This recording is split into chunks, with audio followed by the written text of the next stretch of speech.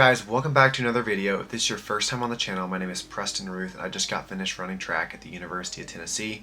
And I recently started this channel to post content to help those looking to begin or improve their running journey, as well as give tips to high school and college runners. In last week's video, I posted about 3 running mistakes I made that you don't have to. And this week I'm going to talk about why I'm no longer running track, as well as 3 ways to deal with failure. So like I mentioned before, I just ran track at Tennessee. I got there fall of 2019, so my freshman year was the COVID season, and because it was canceled, I was granted a 5th year of eligibility. And after switching majors my junior year, I decided to push my studies out to take this 5th year. This is my 5th year. I'm no longer running track. After my junior year, my 3rd year, there was an entire coaching staff change. New coach had came in. I had just finished my best season of track. I was looking to carry the momentum into this next year, and ultimately it just didn't happen. The training was polar opposite from what I had done the year before. I ended up getting injured, causing me to miss my indoor season. Grinded through rehab to get back for outdoor and just didn't have the same speed and ultimately the same love for track. And so this made me have a conversation with the coaches to let them know I wasn't going to take my 5th year of eligibility. So I realized that last year, which is my 4th year, that this was my final season. Basically was told by the coaches that I was going to have my opener at the home meet and I had to run 150 to continue my season, which after my junior year, my 3rd year, when I had ran 152, 150 was in the wheelhouse. But after not racing for an entire year and not having a race effort yet because of the injury, I was a little worried I was going to be able to hit that time. But those weeks leading up to it, I worked really hard, trained really hard, was prepping myself to go out and try to run this time.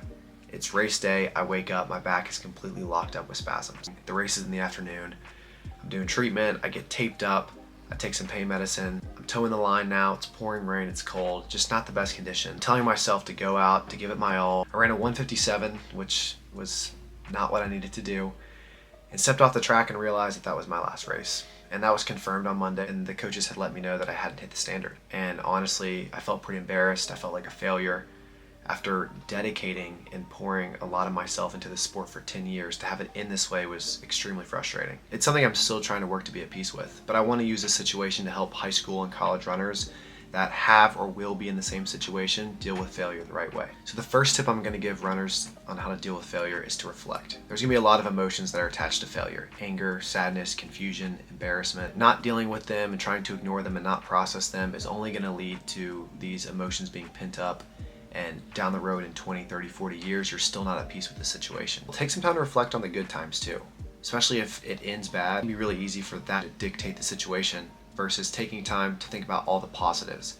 I got to go run at my hometown school that I had dreamed of going to for years. I got to go compete at the D1 level, run for great coaches, have great teammates. There was a lot of positives in those 4 years. It's really easy to let those things that ended it kind of control my outlook and perception of the situation. So 2 is maintain a growth mindset. View failure as an opportunity to grow and learn. So even though this failure resulted in my college career ending, I can use the situation to be better and stronger in other areas of my life. A door closes, but another one's always opening up. It may not be the one you expected or wanted, but it's the right one. A year ago, I never thought I would be doing content, but after getting hurt and watching my career slip away, I wanted to use my knowledge to help the next group of kids that are in high school and college to not make the same mistakes that I made, and also to be the person that I wish I had on social media back in high school. And number 3 is stay persistent and patient.